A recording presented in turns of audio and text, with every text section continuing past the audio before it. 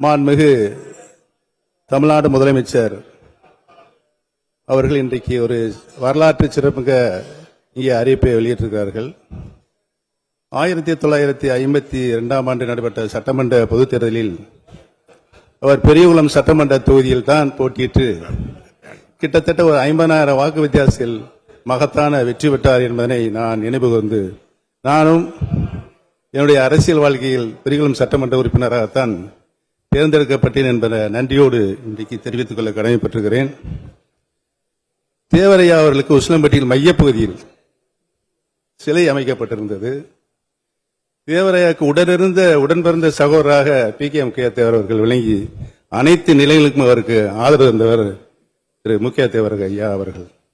அந்த நிலையை நான் எண்ணி பார்த்துதான் உசிலம்பட்டியில் முக்கிய தேவர் ஐயா அவர்களுக்கு ஒரு சிலை வைப்பதற்கு ஏற்பாடு செய்தேன்.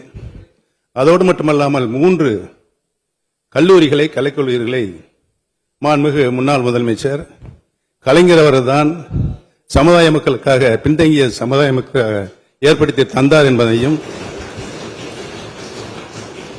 20% இடஒதுக்கீடு இங்கே வீச்சறிவாலும் அது வேண்டாம், நீக்கியாச்சு.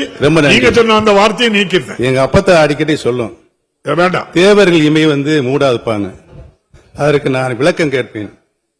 அப்பத்தாங்கிறது தந்தை வழிபாட்டியத்தான் நாங்கள் அப்பத்தா என்று அழைப்போம். கேட்கும்போது எங்க அப்பா தான் சொல்லும், நம்ம காரங்க நாட்டை காப்பதற்கு இமை மூடாமல் காப்பார்கள் என்ற அடிப்படையில் தான் தேவர்கள் இமை மூடாது என்று எங்க அப்பா சொல்ல நான் கேட்டிருக்கிறேன். ஆகவே சிறப்பு வாய்ந்த முக்கிய தேவர்களுக்கு சிலை, மணிமண்டபம், சிலையோடு கூடிய மணிமண்டபம் அமைக்க வேண்டும் என்று நான் மாண்புமிகு முதலமைச்சர் அவர்களை அன்போடு கேட்டுக்கொள்கிறேன்.